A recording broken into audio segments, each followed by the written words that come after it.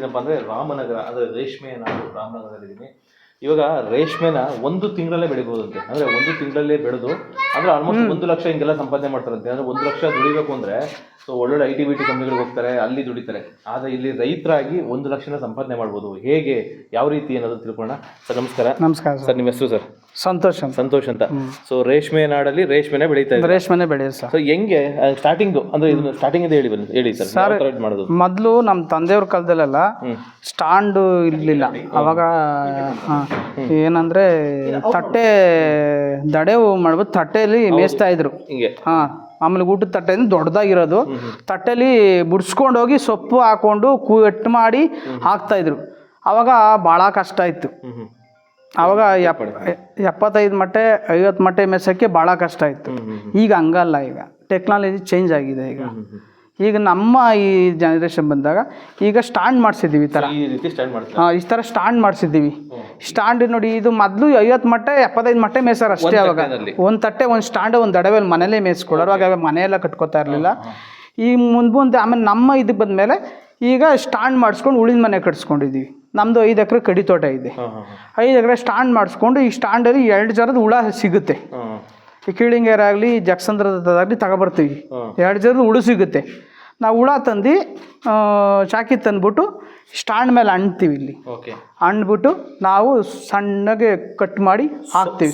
Cut ಮಾಡಿ ಸ್ವಲ್ಪ ದಿನ 1-2 ಜನ 3 ಜರ ಗಂಟ 3 ಜರ ಗಂಟ ಹೋಗಂಟು ಕಟ್ ಮಾಡಿ ಹಾಕ್ತೀವಿ. ಈಗ ಹುಳಗಳು ಒಂದು ನಿಮಿಷ ಮೊದಲು ಪ್ರೊಸೆಸ್ ಈಗ ಈ ಥರ ಇದೆ ಅಲ್ವಾ? ಇದ್ರ ಮೇಲೆ ಈ ಥರ ಸೊಳ್ಳೆ ಪರ್ದ ಹಾಕ್ತೀರಾ? ಸೊಳ್ಳೆ ಪರ್ದ ಹಾಕಲ್ಲ ಸರ್, ಪೇಪರ್ ಸಿಗುತ್ತೆ. ಪೇಪರ್ ಫುಲ್ ರೋಲೇ ಸಿಗುತ್ತೆ. ರೋಲ್ನ ಫುಲ್ ಹಾಸ್ಕೊಂಡೈತೀವಿ.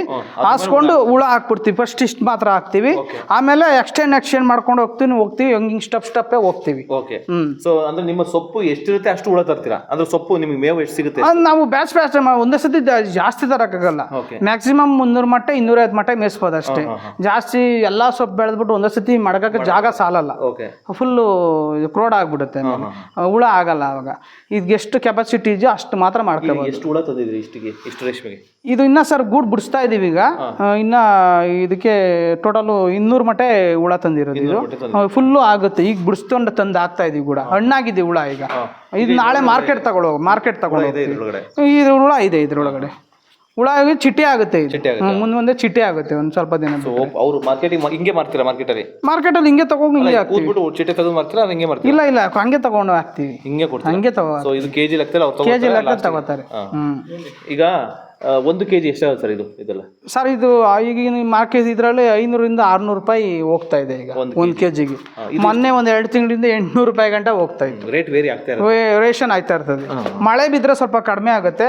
ಮಳೆ ಬಿದ್ದರೆ ಸ್ವಲ್ಪ RYC ಚೆನ್ನಾಗಿದ್ರೆ ಚೆನ್ನಾಗಿ ಗೂಡು ಹೋಗುತ್ತೆ. ಈಗ ಇದು ತೂಕ ಚೆನ್ನಾಗಿ ಬರಬೇಕು ಅಂದ್ರೆ ಏನು ಟೆಕ್ನಿಕ್ ಏನಿದೆ? ಅಂದ್ರೆ ಸೊಪ್ಪು ಜಾಸ್ತಿ ಹಾಕುವಂಥದ್ದ ಅಥವಾ ಹುಳಗಳು ಏನಾದ್ರು ಅದರ ಕ್ವಾಲಿಟಿ ಇರುತ್ತಾ?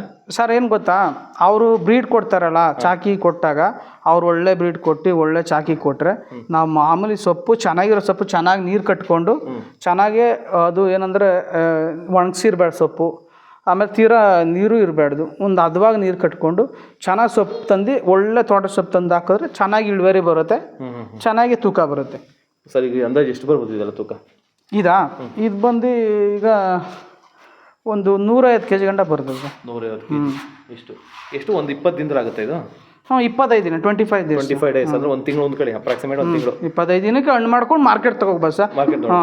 ಈ 100 ಮೊಟ್ಟೆ ಮಾಡಿದ್ರೆ 70,000 - 80,000 ದುಡಿಬೋದು. ಸೊ ಇಷ್ಟು 70,000 ಆಗುತ್ತೆ ಇದಕ್ಕೆ? ಹೌದು, 100 ಮೊಟ್ಟೆಗೆ ಅಷ್ಟು ಬೆಳಿಬೋದು. ಅದರಲ್ಲಿ ಖರ್ಚು ಬರುತ್ತೆ. ಒಂದು 100 ಮೊಟ್ಟೆಗೆ ಇಲ್ಲ ಅಂದ್ರೆ ಒಂದು 20,000 - 30,000 ಖರ್ಚು ಬರುತ್ತೆ. ಆಳುಗಳು, ಲೇಬರು, ತೋಟ ಖರ್ಚು. ಇಷ್ಟಕ್ಕೆ ಅಲ್ಲಿ 70 - 80 kg ಅಂತ ಅಂದರೆ ಲೆಕ್ಕ ಕೋಳಿಗಳಿಗೆ 300 ಒಂದು 70,000 - 80,000 ಆಗುತ್ತೆ ಸರ್. 70,000 - 80,000 ಆಗುತ್ತೆ. ಅದ್ರ ಒಂದು 20,000 - 30,000 ಖರ್ಚಾಗುತ್ತೆ. ಈಗ ಜನಗಳು ಬಂದು ಹುಳ ಹಾಕೋದು, ಸೊಪ್ಪು ಹಾಕೋದು, ಶಾಕಿ ತರೋದು, ಕೋರ್ಚು, ಸುಣ್ಣ, ಪೇಪರು ಪ್ರತಿಯೊಂದೂ ಬೀಳುತ್ತೆ. ಲೇಬರ್ ಇಟ್ಕೊಂಡೇ ಮಾಡ್ಬೇಕು. ಒಂದು 50,000 ಅಂತೂ ಸಂಪಾದನೆ ಮಾಡ್ತೀವಿ. 50 ಅಂತೂ 100 ಮೊಟ್ಟೆಗೆ ಹೇಳ್ತಾ ಇರೋದು. 300 ಮೊಟ್ಟೆ ಇಕ್ಕಿದ್ರೆ ಆಗುತ್ತಲ್ಲ 1.5 ಲಕ್ಷ. ಆ ಥರ. ನೀವು ಎಷ್ಟು ಮೊಟ್ಟೆ? 300 ಮೊಟ್ಟೆ ಮಾಡಕ್ತೀವಿ. 250 - 300 ಮೊಟ್ಟೆ. ಒಂದು ಬ್ಯಾಚ್ ಕಡಿಮೆ ಇಟ್ಟಿದ್ರೆ ಮಂತ್ಲಿ ಎಷ್ಟು ಮಾಡ್ತೀರಾ ಸರ್? ಮಂತ್ಲಿ ಸರ್ ತಿಂಗಳು 25 ದಿನಕ್ಕೆ 1 ಲಕ್ಷ ಗಂಟ ಸಂಪಾದನೆ ಮಾಡಿದ್ವಿ ಸರ್. ಖರ್ಚು ಕಳೆದು ಅದ್ರ ಜೊತೆಗೆ ಬೇರೆ ಏನು ಮಾಡ್ತೀರಿ? ಬೆಸ್ಟ್ ಸಿಕ್ತಿ 1 ಲಕ್ಷ ಗಂಟ ಸಂಪಾದನೆ ಮಾಡ್ಬೋದು. ಆದ್ರೂ ಸ್ವಲ್ಪ ಕಷ್ಟ ಬೀಳಬೇಕು, ಲೇಬರ್ ಇಕ್ಕೋ ಮಾಡ್ಬೇಕಷ್ಟೇ, ಸುಲಭವಾಗಂತೂ ಆಗಲ್ಲ. ಬೇರೆ ಒಂದು ವಾರ ಅಷ್ಟೇ ಸರ್ ಕಷ್ಟ. ಅಲ್ಲ, ಬೇರೆ ಮೇಲೆ ಡಿಪೆಂಡ್ ಆಗಿ ಮಾಡ್ತೀನಿ ಆಗಲ್ಲ, ನೀವೇ ಮಾಡಬೇಕು. ನಾವೇ ಮಾಡ್ಬೇಕು ಸರ್. ಬೇರೆ ಡಿಪೆಂಡ್ ಮಾಡ್ತೀನಿ ಅಂತಂದ್ರೆ ಲೇಬರ್. ಸೊಪ್ಪು ನೋಡೋಣ ಬನ್ನಿ ನೋಡಿ ಸ್ನೇಹಿತರೆ. ನೋಡಿ, ಈಗ ಇದು ರೇಷ್ಮೆ ಗೂಡು, ಅಂದರೆ ರೇಷ್ಮೆ ಗೂಡು ಅಂತಾರೆ. ಅಂದರೆ ರೇಷ್ಮೆ ನಾಡಿನಲ್ಲಿ ರೇಷ್ಮೆ ಗೂಡು ನೋಡ್ತಾ ಇದೀವಿ. ಸೊ ಅಂದರೆ ಒಂದು ತಿಂಗಳಿಗೆ ಆಲ್ಮೋಸ್ಟ್ ಇವ್ರು ಹೇಳೋ ಪ್ರಕಾರ ಒಂದು 100 ಗಿಡ ಮಾಡಿದ್ರೆ 50,000 ರೂಪಾಯಿ ಲಾಭ ಬರುತ್ತೆ. ಸರ್ 100 ಹುಳ ತಂದ್ರೆ ಅಂದ್ರೆ 300 ಹುಳ ತರ್ತಾರಂತೆ. 300 ಹುಳ ಅಂದ್ರೆ ಆಲ್ಮೋಸ್ಟ್ 1.5 ಲಕ್ಷ. ಅಂದ್ರೆ ಇವ್ರು ಬೆಳೀತಾ ಇರೋದು 1 ಲಕ್ಷ ರೂಪಾಯಿ ಸಂಪಾದನೆ ಮಾಡ್ತೀವಿ. 1.5 ಲಕ್ಷ ಸಂಪಾದನೆ ಮಾಡೋ ಸರ್. 1.5 ಲಕ್ಷ ಮಾಡ್ಬೋದು ಸರ್. ಓಲಿ ಅಟ್ಲೀಸ್ಟ್ ವೆರೈಟಿ ಇಲ್ಲ ಅಂದ್ರೆ ಕೊನೆ ಪಕ್ಷ 1 ಲಕ್ಷ ಆಗುತ್ತಾ? ಎಕ್ಸಾಕ್ಟ್ಲಿ 1.5 ಲಕ್ಷ ಸಂಪಾದನೆ ಮಾಡೋ ಸರ್. 1ರಿಂದ 1.5 ಮಾಡೇ ಮಾಡ್ಬೋದು.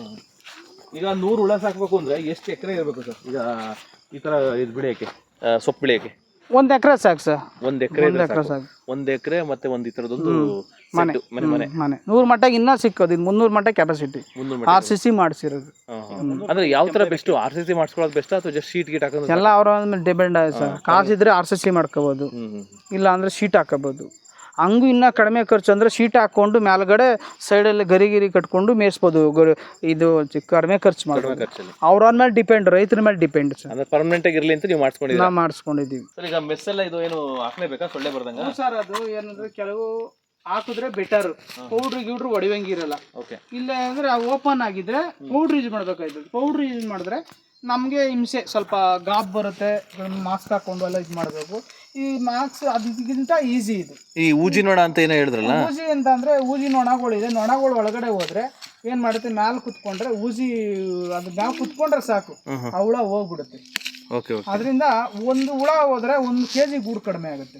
ಒಂದು ಹುಳದಿಂದ 1 kg ಕಡಿಮೆ ಆಗುತ್ತೆ. 1 ಊಜಿ ಹುಳ ಹೋದ್ರೆ ಅದೆಷ್ಟು ನನಗಂದ್ರೆ ಆಲ್ಮೋಸ್ಟ್ 300ರಿಂದ 400 ಹುಳ ಸುತ್ತೋಗ್ಬಿಡುತ್ತೆ.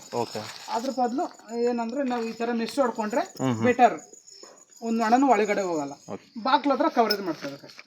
ಸರ್ ಇದೆ ಸರ್, ಹುಳಿಂದು ಹುಳ ಮೇಯಿಸ್ತೀವಲ್ಲ ಅದ್ರದ್ದು ಪಿಚ್ಕೆ ತಂದು ಇಲ್ಲಿ ಹಾಕೊಂಡು ಸ್ಟೋರೇಜ್ ಮಾಡ್ಕೊಂಡು 6 ತಿಂಗಳಿಗೆ 7 ತಿಂಗಳಿಗೆ ಒಂದ್ಸತಿ ತೋಟಕ್ಕೆ ತಗೊಂಡು ಹಾಕ್ತೀವಿ. ಇದು ಒಳ್ಳೆ ಗೊಬ್ಬರ ಆಗುತ್ತೆ. ಇದೇ ಗೊಬ್ಬರ ಆಗುತ್ತೆ ಸರ್. ತೋಟಕ್ಕೆ ಗೊಬ್ಬರನ್ನೇ ಹಾಕಂಗಿಲ್ಲ.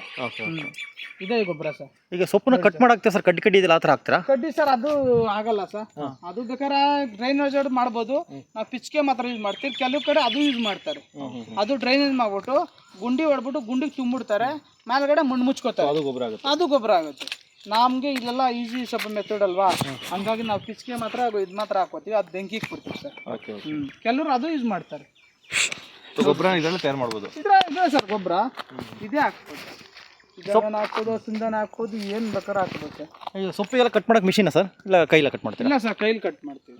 ಮಿಷಿನ್ ಇಲ್ಲ. ಮಿಷಿನ್ ಬಂದಿವಲ್ಲ? ಮಿಷಿನ್ ಬಂದಿದೆ. ನಾವು ಈ ಕಡೆ ಯಾರು ತರಲಿಲ್ಲ, ಬಳಸ್ತಾ ಇಲ್ಲ ನಮ್ಮ ಕಡೆ. ಯಾಕಂದರೆ ನಮ್ಮ ಕಡೆ ಸ್ವಲ್ಪ ಈ ಕೋಲಾರ, ಚಿಕ್ಕಬಳ್ಳಾಪುರ ಆ ಕಡೆ ಸೈಡ್ ಸ್ವಲ್ಪ ಸಣ್ಣ ಭೂಮಿ, ಚೆನ್ನಾಗಿ ಅಲ್ಲಿ ಕೆಳಗಡೆನೆ ಕುಯ್ತಾರೆ.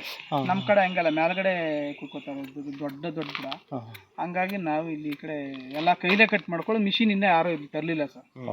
ಮಾಮೂಲಿ ಈಸಿ ಮಾಡ್ಕೊಂಡಿದೀವಿ ಅಷ್ಟೇ. ಟ್ಯಾಕ್ಟ್ರಲ್ಲಿ ಉಳಾಕೆ ಮಾಡೋಕ್ಕೆ ಟ್ಯಾಕ್ಟ್ರಲ್ಲೇ ಹೋಗಿ ಉತ್ಕೋಬೋದು, ಟ್ಯಾಕ್ಟ್ರಲ್ಲೇ ಹೋಗಿ ಬರ್ಬೋದು. ಎಲ್ಲ ಬೇಕಾದ್ರೆ ಸೊಪ್ಪು ಗಿಪ್ಪು ಕೂದ್ರೆ ಟ್ಯಾಕ್ಟ್ರಲ್ಲೇ ಒಳಗಡೆ ಹೋಗ್ಬೋದು. ಮೊದಲು ಓರೋದೆಲ್ಲ ಇತ್ತು, ಈಗ ಓರೋದು ಯಾವುದೂ ಇಲ್ಲ. ಎಲ್ಲ ಟ್ಯಾಕ್ಟ್ರಲ್ಲೇ ಹೋಗಿ ಟ್ಯಾಕ್ಟ್ರಲ್ಲೇ ತೊಳ್ಕೊಬೋದು, ಉಳಿನ ಮನೆ ಹತ್ರ ಹಾಕ್ಬೋದು ಆರಾಮಾಗಿ. ಅಲ್ಲ, ಈಗ ಹುಳ ಇದು ಸೊಪ್ಪು ಕಟ್ ಮಾಡ್ತಿರಲ್ಲ, ಅದರ ಕಡ್ಡಿನೇ ಸಮೇತ ಹಾಕ್ಬಿಡ್ತೀರಾ? ಕಡ್ಡಿ ಸಮೇತನೇ ಹಾಕ್ಬಿಡ್ತೀವಿ. ಕಡ್ಡಿ ಸಮೇತ ಹೊರ ಕಟ್ಬಿಡ್ತೀವಿ. ಹೊರ ಕಟ್ಕೊಂಡು ಒಳಗಡೆ ಹಾಕೊಂಡ್ಬಿಟ್ಟು ಸೀದಾ ಈಗ ಒಂದೊಂದು ಕಡ್ಡಿನ ಹಾಕೊಂಡು ಹೋಗ್ಬೋದು. ಅದು ಪ್ರಾಕ್ಟೀಸ್ ಇದ್ದಂಗೆ ಅಷ್ಟೇ. ಕೆಲವು ಹಸುಬ್ರಿಗೆ ಗೊತ್ತಾಗಲ್ಲ. ಹಂಗೆ ಕಲ್ತ್ಕೊಂಡ್ರೆ ಆಟೋಮೆಟಿಕ್ ಆಗಿ ಕಟ್ ಮಾಡಿ ಹಾಕಲ್ವಾ? ಇಲ್ಲ ಸರ್, ತಟ್ಟೆಗೆ ಮಾತ್ರ ಅಲ್ಲ ಅದು. ತಟ್ಟೆಗೆ ಚಿಕ್ಕ ಹುಳ ಇದ್ದಾಗ 3 ಜರ 4 ಜರ ಗಂಟ ಸ್ವಲ್ಪ ಬುಡ್ಸಿ ಹಾಕ್ತಿವಿ ಕಟ್ ಮಾಡ್ಬಿಟ್ಟು. ಆಮೇಲೆ ಮಾಮೂಲಿ ಕಡ್ಡಿನೇ ಇರ್ತೀವಿ 1-3 ಜರ ಗಂಟ ಅಷ್ಟೇ ಸರ್. ಜ್ವರ ಅಂತ ಅಂದ್ರೆ ನಮ್ಗೆ ಗೊತ್ತಿರುತ್ತೆ, ನಿಮ್ಗೆ ಗೊತ್ತಿರಲ್ಲ. ಎಷ್ಟು ಜನ ಬೇಕಾಗುತ್ತೆ ಕೆಲಸ ಮಾಡಕ್ಕೆ ಸರ್? ಏನು 100 ಮಟ್ಟೆಗೆ ಮೆಸಕ 200 ಮನೆ ಮಟ್ಟಕ್ಕೆ 4 ಜನ ಬೇಕು ಸರ್. 4 ಜನ ಇದ್ರೆ ಸಾಕು ಸರ್. ಒಂದು ಫ್ಯಾಮಿಲಿನಲ್ಲಿ ಒಂದಿಬ್ರು ಗಂಡಸರು ಒಂದಿಬ್ರು ಹೆಂಗಸರು ಆರಾಮಾಗಿ ಮಾಡ್ಕೋಬೋದು ಸರ್. ಒಂದು ಫ್ಯಾಮಿಲಿ ಸರ್ ನಾವು ಒಂದು 15 ವರ್ಷ ಆಯ್ತು ಸರ್. 15 ವರ್ಷದಿಂದ ಮಾಡ್ತಾ ಇದ್ದೀವಿ ರೇಷ್ಮೆ. ನೋಡಿ ಸರ್, ಆಮೇಲೆ ಈ ತರ ಸೊಪ್ಪು ಬೆಳಿತೀರಲ್ವಾ, ಈ ಸೊಪ್ಪು ಬೆಳೆದಾದ್ಮೇಲೆ ಈ ತರ ಕಟ್ ಮಾಡಿದ್ರಲ್ಲ, ಎಷ್ಟು ದಿನ ಕಟ್ ಮಾಡ್ತಾರೆ ಇದು? ಸರ್ 40 ದಿನ ಆಗುತ್ತೆ, ಮತ್ತೆ ಸಿಗುತ್ತೆ. ನಾನು 40 ದಿನ ಆದ್ಮೇಲೆ ತಿರ್ಗಾ ಮತ್ತೆ ಬರುತ್ತೆ. ನೋಡಿ ಈ ಥರ ಬರುತ್ತೆ. ಇದೊಂದು 30 ದಿನ ಆಗಿದೆ ಈಗ. ಹಂಗೆ ಅಲ್ಲ, ಇವಾಗ ಇದು ಬೆಳಿತಿ ಬರ್ತಾ ಇರ್ತದೆ, ನೀರು ಕಟ್ಕೊಳ್ಳೋದು, ಮೇವು ಹಾಕೊಳ್ಳೋದು, ಅದೇ ಬರ್ತಾ ಇರ್ತದೆ ಸರ್. ಗೊಬ್ಬರ ಗಿಬ್ಬರ ಹಾಕೊಳ್ಳೋದು ಸರ್ ಗೊಬ್ಬರ ಕೇಳಿದ್ರೆ ಹಾಕ್ಬೋದು, ಹಾಕ್ದೇ ಇರೋದು. ನಮಗೆ ಬೆಂಗಳೂರು ನೀರು ಇರೋದ್ರಿಂದ ನಮಗೆ ಒಳ್ಳೆ ಗೊಬ್ಬರ, ಒಳ್ಳೆ ಸಾರಾಂಶ. ಹಂಗಾಗಿ ನಾವು ಒಂದ್ಸತಿ ಒಂದು 3 ಬ್ಯಾಚ್ 4 ಗೊಬ್ಬರ ಹಾಕ್ತೀವಿ. ಇಲ್ಲಾಂದರೆ ಇನ್ನು ಮಾಮೂಲಿ ನೀರೇ ಕಟ್ಕೊಂಡ್ರೆ ಬರುತ್ತೆ ಸರ್. ಗೊಬ್ಬರ ಬುಡನ ಯಾವಾಗ ತೆಗಿತೀರಾ? ಎಷ್ಟು ದಿನ, ಎಷ್ಟು ವರ್ಷ ಇರುತ್ತೆ ಬುಡ? ಅಂದ್ರೆ ಎಷ್ಟು ಸಲ ಚಿಗುರುತ್ತೆ ಸರ್? ಕಂಟಿನ್ಯೂ ಎಷ್ಟು ವರ್ಷ ಬೇಕಾದ್ರೆ ಇಕ್ಕೋಬೋದು ಸರ್. ಅದೇನಂದ್ರೆ ಈ ಕೂಳೆ ಥರ ಬಂದರೆ ಮಿಷಿನಲ್ಲಿ ಕಟ್ ಮಾಡ್ಕೋತೀವಿ. ಮಿಷಿನ್ ಕಟ್ಕೊಂಡು ಲೇಬರಲ್ಲಿ ಜಲಗಡ್ಡಿ ಹೊಡೆಸ್ಬಿಟ್ರೆ ಅದೇ ಬರ್ತಾ ಇರುತ್ತೆ. ಜಲಗಡ್ಡೆಯಿಂದ ಒಂದು ಸ್ವಲ್ಪ ಕ್ಲೀನ್ ಮಾಡಿಸ್ಬಿಟ್ರೆ ನೀಟಾಗಿ ಬರುತ್ತೆ. ಇದನ್ನೆಲ್ಲ ಕಳೆಗೆಳೆ ತೆಗೆಯೋದು, ಕಳೆಗಿಳೆ ತೆಗಿಯೋದು, ಜಲ ಸಣ್ಣದು ಅವೆಲ್ಲ ತೆಗ್ಸಿದ್ರೆ ನೀಟಾಗಿ ಬರುತ್ತೆ ಸರ್. ಅಷ್ಟೇ. 40 ದಿನಕ್ಕೆ ಸೊಪ್ಪು ಬರುತ್ತೆ ಸರ್. 40 ದಿನಕ್ಕೆ ಸೊಪ್ಪು ಬರುತ್ತೆ. ಅಂದ್ರೆ ಸೊಪ್ಪು ಬಂದ್ರು ನಿಮ್ಗೆ ಇದನ್ನೇ ಮತ್ತೆ ಬುಡ ಹಾಕಂಗಿಲ್ವಲ್ಲ? ಏನು ಹಾಕಂಗಿಲ್ಲ ಸರ್, ಕಂಟಿನ್ಯೂ ಅದೇನೆ. ಏನು ಬುಡ ಗಿಡ ಏನು ಹಾಕಂಗಿಲ್ಲ. ಇದು ನಾವು ಹಾಕ್ಸಿ 12 ವರ್ಷ ಆಯಿತು ಕಡ್ಡಿ. ಆವಾಗಿಂದ ಇದೇ ಕಡ್ಡಿನೇ ಮಾಡ್ತಾ ಇರೋದು. ಏನನ್ನ ಕೂಳೆ ದಪ್ಪ ಆಯಿತು ಅಂದ್ರೆ, ಸ್ವಲ್ಪ ದಪ್ಪ ಆಯಿತು ಅಂದ್ರೆ ಬುಡ ಕೊಡಿತೀವಿ. ತಿರ್ಗಾ 2 ಕಣ್ಣು 2 ಬರುತ್ತೆ. ತುಂಬಾ ದಪ್ಪ ಆದ್ರೆ ಬರುತ್ತೆ ಅಷ್ಟೇ ಸರ್. ಈಗ ಇದಕ್ಕೆ ಕಾಯಿಲೆ ಗೀಲೆ ಬರುತ್ತಾ ಈಗ ರೇಷ್ಮೆ ಸೊಪ್ಪಿಗೆ? ಇಲ್ಲ ಸರ್, ಏನು ಕಾಯಿಲೆ ಇಲ್ಲ. ಕುಡಿ ರೋಗ ಅನ್ನೊಂದು ಟೈಮ್ ಬರುತ್ತೆ, ಏನು ಚಳಿಗಾಲದಲ್ಲಿ. ಆವಾಗ ಔಷಧಿ ಹೊಡ್ಕೊಂಡ್ರೆ ಏನು ಬರಲ್ಲ. ಔಷಧಿ ಹೊಡ್ಕೊಂಡು ಈ ಹುಳುಗಳಿಗೆ ಯಾಕೆಂದ್ರೆ ಒಂದು ವಾತಾವರಣ ಇರುತ್ತೆ, ಎಲ್ಲಾ ವಾತಾವರಣದಲ್ಲೂ ಹುಳ ಸಾಕ್ಬೋದಾ ಸರ್? ಎಲ್ಲಾ ವಾತಾವರಣದಲ್ಲೂ ಹುಳ ಸಾಕ್ಬೋದು.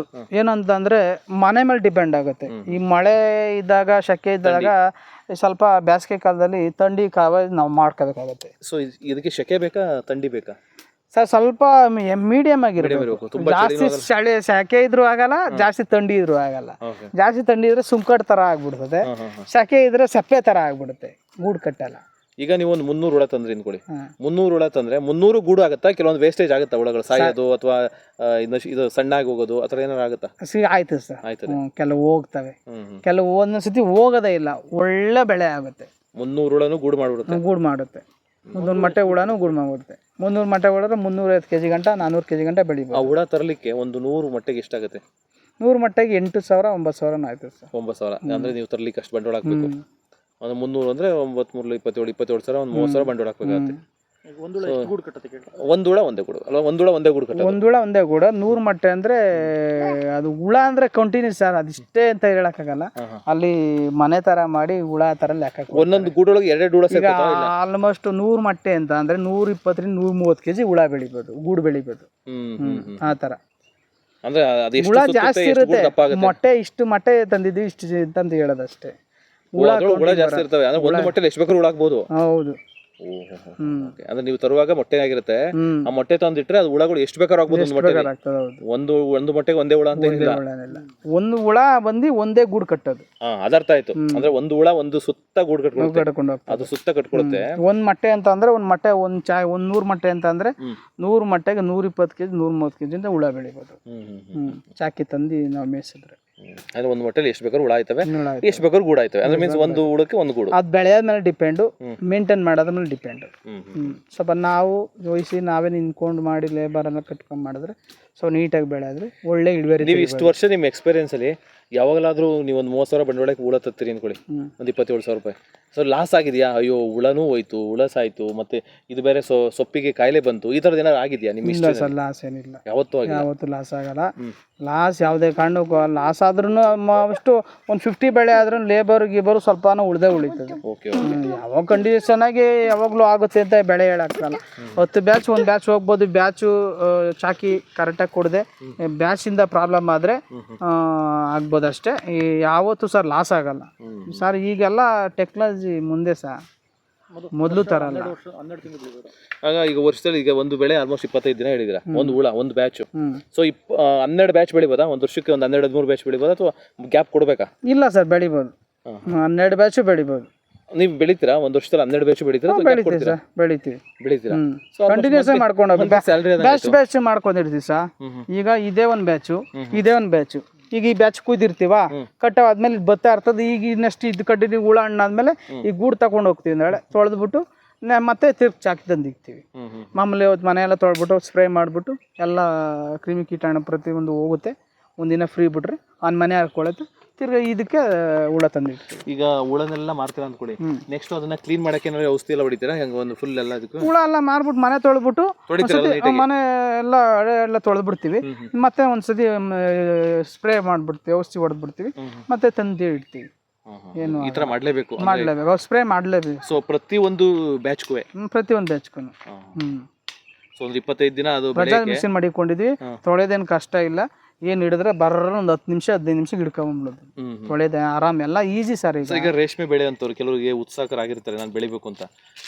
ಹೊಸಬ್ರಿಗೆ ಏನೂ ಗೊತ್ತಿಲ್ಲ ಅನ್ಕೊಳ್ಳಿ, ನಾಲೆಡ್ಜೇ ಇಲ್ಲ. ಸೊ ಯಾವ ರೀತಿ ಆರಂಭ ಮಾಡಬೇಕು ಅಂದ್ರೆ ಏನಾದ್ರು ನಾಲೆಡ್ಜ್ ತಿಳ್ಕೊಬೇಕಾ, ಎಲ್ಲಾರು ಟ್ರೈನಿಂಗ್ ಹೋಗ್ಬೇಕಾ, ಅಥವಾ ಜಮೀನು ಎಷ್ಟಿರಬೇಕು ಅದೊಂಚೂರು ಹೇಳ್ಬಿಡಿ ಸರ್ ನಂಗೆ. ಸರ್ ರೇಷ್ಮೆ ಬೆಳಿತೀನಿ ಅಂದರು ಅಕ್ಕಪಕ್ಕ ಕೆಲವು ಕಡೆ ಎಲ್ಲ ಬೆಳೆಯಲ್ಲ. ಕೆಲವು ಕಡೆ ಅಲ್ಲಿ ಪಕ್ಕ ಬೆಳಿತಾರ ನೋಡ್ಕೊಂಡೇ ಬೆಳ್ಕೊಡೋದು. ಏನು ಇದು ದೊಡ್ಡ ಬ್ರಹ್ಮ ವಿದ್ಯೆ ಏನಲ್ಲ, ಆರಾಮಾಗಿ ಮೇಯಿಸ್ಬೋದು ಸರ್. ಇದೇನು ದೊಡ್ಡ ವಿದ್ಯೆನ ಏನಿಲ್ಲ ಸರ್, ನೀರು ಕುಡ್ದಂಗೆ ಸರ್ ಹುಳ ಮೇಯಿಸೋದು, ಸಾಧನೆ ಏನಲ್ಲ. ಎಷ್ಟು ಜಮೀನು ಇರ್ಬೇಕು? ಮಿನಿಮಮ್ ಇಷ್ಟಿರ್ಲೇಬೇಕು. ಏನಿಲ್ಲ ಸರ್, 1 ಎಕರೆ ಅರ್ಧ ಎಕರೆ ಇದ್ರೂ ಮಾಡ್ಬೋದು ಸರ್. 1 ಎಕರೆ ಇದ್ರೂ ಮಾಡ್ಬೋದು, 1 ಎಕರೆ ಇದ್ರೂ ಮಾಡ್ಬೋದು, ಅರ್ಧ ಎಕರೆ ಇದ್ರೂ ಮಾಡ್ಬೋದು. ಅರ್ಧ ಎಕರೆ ಇದ್ರೆ ಅರ್ಧ ಎಕರೆ ಸೊಪ್ಪು ಹಾಕೋಬೋದು, ಒಂದು ಸಣ್ಣ ಮನೆ ಮಾಡ್ಕೊಂಡು ಅದೇ 40 ದಿನ ಗ್ಯಾಪ್ ಇರುತ್ತೆ, ಮಾಡ್ಬೋದು. ಬೇರೆ ಕೆಲಸ ಎಲ್ಲ ಮಾಡ್ಕೋಬೋದು ಆರಾಮಾಗಿ. ಅದೇ ಸರ್, ಇದು ಯಾವ ದಿನವಲ್ಲ ಕೆಲಸ ಇರಲ್ಲ, ಬೆಳಗ್ಗೆ ಟೈಮು ಸಾಯಂಕಾಲ ಟೈಮ್ ಅಷ್ಟೇ ಕೆಲಸ. ಇದ್ರ ಜೊತೆಗೆ ಹೈನುಗಾರಿಕೆ ಮಾಡ್ಬೋದಾ? ಅಂದ್ರೆ ಮೀನ್ಸ್ ಹಸುಗಳು ಸಾಕ್ಬೋದಾ? ಮಾಡ್ಬೋದು. ಸುಮಾರು ಜನ ಹಂಗೆ ಮಾಡ್ತಾರೆ ಸರ್. ಈ 1 ಎಕರೆ ಏನ್ ಮಾಡ್ತಾರೆ, ರೇಷ್ಮೆ ಸ್ವಲ್ಪ ಹಾಕೊಂಡಿರ್ತಾರೆ, ಹುಲ್ಲೆಲ್ಲ ಬೇರೆ ಕಡೆ ಹಾಕೊಂಡಿರ್ತಾರೆ. ಹುಲ್ಲಿನ ಮನೆ ಬೆಳಗ್ಗೆ ಟೈಮು ಸೊಪ್ಪು ಕೂದ್ಬಿಡ್ತಾರೆ. ಹಸುಗೂ ಎಲ್ಲ ಒಟ್ಟಿಗೆ ಹಂಗೆ ಕುಯ್ಕೊಬಂದು ಹಸುಗೂ ತಂದು ಹಾಕೋತಾರೆ. ಹಸು ಹಾಲು ಪೇಮೆಂಟ್ ಬರ್ತಾ ಇರ್ತದೆ, ರೇಷ್ಮೆ ಮನೆನೂ ಪೇಮೆಂಟ್ ಬರ್ತಾ ಇರ್ತದೆ. ಅದೇ ಗೊಬ್ಬರ ಇದು ಗೊಬ್ಬರನೂ ಹಾಕ್ತಾ ಇರ್ತಾರೆ, ಆರಾಮಾಗಿ ಮಾಡ್ತಾರೆ ಸರ್. ಅಲ್ಲೆಲ್ಲ ಇದೇ ತರನೇ ಸರ್ ಇಲ್ಲಿ ಜೀವನ ಮಾಡೋದು ಇಲ್ಲಿ. ಆಮೇಲೆ ಈಗ ತೆಂಗಿನ ಮರದೊಳಗೆ ಹಾಕಿದ್ರ ರೇಷ್ಮೆನ, ಸೊ ಇದರಿಂದ ತೆಂಗಿನ ಮರ ಏನೋ ಲಾಸ್ ಆಗೋದು ಅಥವಾ ಅದು ಫಲವತ್ತತೆ ಕಡಿಮೆ ಆಗೋದು ಆ ತರದೇನು ಏನಿಲ್ಲ ಸರ್, ಏನಿಲ್ಲ. ಅದು ಏನಂದ್ರೆ ರೇಷ್ಮೆ ಒಳಗಡೆ ಹಾಕಿದ್ರೆ ಹಂಗೆ ಆಟೋಮೆಟಿಕ್ ಬರ್ತಾ ಇರ್ತದೆ. ಇದಕ್ಕೆ ನೀರು ಬಿಡೋಂಥದ್ದು ಅದಕ್ಕೂ ಬಿಡೋದು, ಅದಕ್ಕೂ ಆಗುತ್ತೆ. ಅದ್ರ ಪಾಡು ಅದಿರ್ತದೆ, ಇದ್ರ ಪಾಡು ಇದಿರ್ತದೆ. ಸೊ ನಿಮ್ಗೆ ಅದರಿಂದನೂ ಅದೇ ಅದರಿಂದನೂ ಅದೇ. ಎಷ್ಟು ತೆಂಗಿನ ಮರಗಳಿದೆ? ಕಡಿಮೆ ಇದೆಯಲ್ಲ, ಅಂದ್ರೆ ಮೀನ್ಸ್ ಚಿಕ್ಕ ಮರ ಇನ್ನೂ ದೊಡ್ಡದಲ್ಲ? ಚಿಕ್ಕ ಸರ್, ಒಂದು 2-3 ವರ್ಷ ಆಯ್ತು ಅಷ್ಟೇ ಹಾಕಿ. ನೀವು ಹಾಕಿದ್ದು? ನಾವು ಹಾಕಿ ಜಾಸ್ತಿ ವರ್ಷ ಆಗಲಿಲ್ಲ, 2-3 ವರ್ಷ ಆಯಿತು. 280 ತೆಂಗಿನ ಮರ. 280 ಕಾಯಿ ಬೀಳ್ತಾವ ಆಲ್ರೆಡಿ? ಬೀಳ್ತಾವೆ ಸರ್, ಇನ್ನೂ ಸ್ವಲ್ಪ ದೊಡ್ಡ ಆಗಬೇಕು, ಬೀಳ್ತವೆ. ಈಗ ಇನ್ನೂ ಅಷ್ಟು ಗೊತ್ತಾಗಿಲ್ಲ ಕಾಯಿಗಳು. ಕೊಬ್ಬರಿ ಆಗುತ್ತಾ? ಕೊಬ್ಬರಿ ಮಾಡ್ತೀರಾ ಸರ್? ಕೊಬ್ಬರಿ ಮಾಡ್ತೀರಾ? ಕಾಯಿ ಕೊಬ್ಬರಿ ಇಲ್ಲ, ಹಂಗೆ ಕಾಯಿ ಮಾರ್ಕೊಂಡ್ಬಿಡ್ತೀವಿ. ಕಾಯಿ ಮಾರ್ಕೊಂಡ್ಬಿಡ್ತೀವಿ, ಕೊಬ್ಬರಿ ಮಾಡೋದು. ಸರ್ ಈಗ ನಿಮ್ಮ ಮೂಲ ಆದಾಯನೇ ರೇಷ್ಮೆನೆ? ರೇಷ್ಮೆನೆ ಸರ್, ಮೂಲ ಆದಾಯ ರೇಷ್ಮೆ. ಸೊ ಈಗ ಅಂದ್ರೆ ಯಾರು ಬೇಕಾದ್ರೂ ನೋಡಿ ಸ್ನೇಹಿತರೆ, ಆಕ್ಚುಲಿ ಹೇಳಿದ್ರು ರೇಷ್ಮೆ ಅನ್ನೋದು ಏನು ಬ್ರಹ್ಮವಿದ್ಯೆ ಅಲ್ಲ, ಯಾರು ಬೇಕಾದ್ರೂ ಮಾಡ್ಬೋದು. ಅಂದರೆ ಮಾಡೋ ಒಂದು ಛಲ ಇರಬೇಕು. ಅಂದರೆ ಇಲ್ಲಿ ಅಕ್ಕಪಕ್ಕದವ್ರು ಯಾರಾದರೂ ಮಾಡ್ತಿದ್ರೆ ಅವ್ರು ನೋಡಿ ಕಲಿಬೋದು ಅಂತ ಹೇಳ್ತಾರೆ. ನಿಮಗೂ ಏನಾದರೂ ಮಾದರಿ ರೈತ ಆಗಬೇಕು ಅನ್ನೋಕ್ಕೆ, ಅಂದರೆ ನನ್ನ ಕಾಲ ಮೇಲೆ ನಾನೇ ನಿಂತ್ಕೊಂಡು ಸ್ವಂತ ಬದುಕಬೇಕು ಅನ್ನೋದಾದರೆ ನೀವು ರೇಷ್ಮೆ ಬೆಳೆಯುವಂಥ ಪ್ರಯತ್ನ ಮಾಡ್ಬೋದು. ಬಟ್ ಮಾಡೋದಕ್ಕಿಂತ ಮುಂಚೆ, ಬರೀ ವಿಡಿಯೋ ನೋಡಿ ಮಾಡೋದಕ್ಕಿಂತ ಮುಂಚೆ ಒಂದಿಷ್ಟು ಅನುಭವಗಳನ್ನ, ಅಂದರೆ ಯಾರಾದರೂ ಬೆಳೀತಾರೋ ಹತ್ರ ಕೇಳೋವಂಥದ್ದು. ಡೈರೆಕ್ಟಾಗಿ ಈಗ ಇಷ್ಟೆಲ್ಲ ಹೇಳಿದ್ದಾರೆ ಅವರು, ಈಸಿ. ಬಟ್ ಆದ್ರೂ ಒಂದಿಷ್ಟು ಅನುಭವನ ತೊಗೊಂಡು ಮಾಡೋದು ಒಳ್ಳೇದು. ಯಾಕೆಂದರೆ ಮೊದಲನೇ ಸತಿ ಮಾಡುವಾಗ ಸ್ವಲ್ಪ ಕಡಿಮೆ ಹುಳ, ಅಂದರೆ ಮೊದಲನೇ ಸತಿ ಮಾಡುವಾಗ ಒಂದು ಸ್ವಲ್ಪ ಕಡಿಮೆ ಹುಳಗಳನ್ನ ಇಟ್ಕೋಬೇಕು. ಕಡಿಮೆ ಮನೆ ಇಟ್ಕೊಂಡೇ ಮಾಡ್ಬೋದು. 50 ಮಟ್ಟ ಇಟ್ಕೊಂಡ್ರೆ ಸಾಕು ಸರ್, ಆಟೋಮೆಟಿಕ್ ಹಂಗೆ ಕಲ್ತ್ಕೊಬಿಡೋದು. ಸರ್ ಚಾಕಿ ಇರೋದು ನೀವು ತಗೊಂಬತ್ತೀರಲ್ಲ, ಆ ರೈತರು ಎಲ್ಲಿ ತಗೊಂಬತ್ತಾರೋ ಏನು ಬೇಡ, ಅವರೇ ಹೇಳಿದ್ರೆ ಅವ್ರಿಗೆ ಫೋನ್ ಮಾಡಿರಿ ನಿಂಗೆ ಅಂತ ಹೇಳ್ತಾರೆ. ಯಾರು ಬೇಕಾದ್ರೆ ಸರ್, ಅದು ವಿದ್ಯೆ ದೊಡ್ಡ ವಿದ್ಯೆನೇ ಅಲ್ಲ ಸರ್. ಆರಾಮಾಗಿ ಯಾರು ತಂದು ಬೇಕಾದ್ರೆ ಎಷ್ಟು ವರ್ಷದಿಂದ ಮಾಡ್ತಿದ್ದೀರಾ ಇದು? ಸರ್ ನಾವು 12 ವರ್ಷದಿಂದ ಮೊದಲು ಕಬ್ಬು ಹಾಕಿದ್ದು. ಮೊದಲು ಇಲ್ಲಿ SPR ಶುಗರ್ ಫ್ಯಾಕ್ಟ್ರಿ ಇತ್ತು. ಆ SPR ಶುಗರ್ ಫ್ಯಾಕ್ಟ್ರಿ ಕ್ಲೋಸ್ ಆದಮೇಲೆ ನಾವು ಮತ್ತೆ ರೇಷ್ಮೆ ಹಾಕೊಂಡು 2012ರಿಂದ. ಈಗ ನೀವು ಕಬ್ಬು ಬೆಳೆದಿದ್ದೀರಾ, ರೇಷ್ಮೆ ಬೆಳೀತಾ ಇದ್ದೀರಾ? ರೇಷ್ಮೆ ಬೆಟರ್ ಸರ್, ರೇಷ್ಮೆ ಬೆಟರ್. ಅದು ಕಬ್ಬು 1 ವರ್ಷದ ಬೆಳೆ, ವರ್ಷ ಗಂಟೆ ಕಾಯಬೇಕು, ವರ್ಷ ಗಂಟೆ ಪೇಮೆಂಟ್ ಕೊಡೋ ಗಂಟೆ ಕಾಯಬೇಕು, ಕಬ್ಬು ಬಡಿಬೇಕು. ಇಲ್ಲಿ ಯಾರು ಆಲ್ಮೋಸ್ಟ್ ಕಬ್ಬೆಲ್ಲ ಕ್ಲೋಸ್ ಆಗಿಬಿಡ್ತು. ಮೊದಲು ಅವಾಗೆಲ್ಲ 2008ರಲ್ಲಿ 2010ರಲ್ಲಿ ಒಳಗಡೆ ಎಲ್ಲ ಮೊದಲೆಲ್ಲ ಕಬ್ಬೆ ಹಾಕಿದ್ರು. ಈಗ ಯಾರು ಈ ಕಡೆ ಅಕ್ಕಪಕ್ಕ ಎಲ್ಲ ಕಬ್ಬು ಕಡಿಮೆ. ಪ್ರತಿಯೊಬ್ಬರು ರೇಷ್ಮೆ, ತೆಂಗು, ಬಾಳೆ, ಅಡಿಕೆ ಪ್ರತಿಯೊಬ್ಬರು ಈ ಥರ ಮಾಡ್ಕೊಂಡು ಹೋಗ್ತಾ ಇದ್ದಾರೆ. ಒಳ್ಳೇದಾಗಲಿ. Thank you. ತುಂಬ ಒಳ್ಳೆ ಚೆನ್ನಾಗಿ ಜಮೀನು ಮಾಡಿಕೊಂಡು ಒಂದು 8 ಎಕರೆ ಇದೆ ಅಂತ ಹೇಳಿದ್ರು ಸರ್. 8 ಎಕರೆ. ಒಳ್ಳೇದಾಗಲಿ ಸರ್. ಇದೇ ಥರ ಒಂದು 4 ಜನ ನಿಮ್ಮನ್ನು ನೋಡಿ ರೇಷ್ಮೆ ಬೆಳೆಯುವಂಥವ್ರು ಬೆಳಿಬೋದು. ಇದೇ ಥರ ಮುಂದಿನ ವೀಡಿಯೋಗಳಲ್ಲಿ ಯಾವುದಾದ್ರು ಒಂದು ಇನ್ಫಾರ್ಮೇಷನ್ ಇದ್ದರೆ ನಾವು ವೀಡಿಯೋನ ಅಪ್ಲೋಡ್ ಮಾಡ್ತಾ ಇರ್ತೀವಿ. ಇದು ನೀವು ಬೆಳೀಲಿಲ್ಲ ಅಂದ್ರೂ ಯಾರಾದರೂ ಬೆಳೆಯುವಂಥವ್ರಿಗೆ ವೀಡಿಯೋನ ಶೇರ್ ಮಾಡಿ ಅಂತ ಹೇಳ್ತಾ ವಿಡಿಯೋದಲ್ಲಿ ಮುಗಿಸ್ತೇನೆ. ಥ್ಯಾಂಕ್ ಯು, ಧನ್ಯವಾದಗಳು. Thank you sir. Okay sir, welcome sir.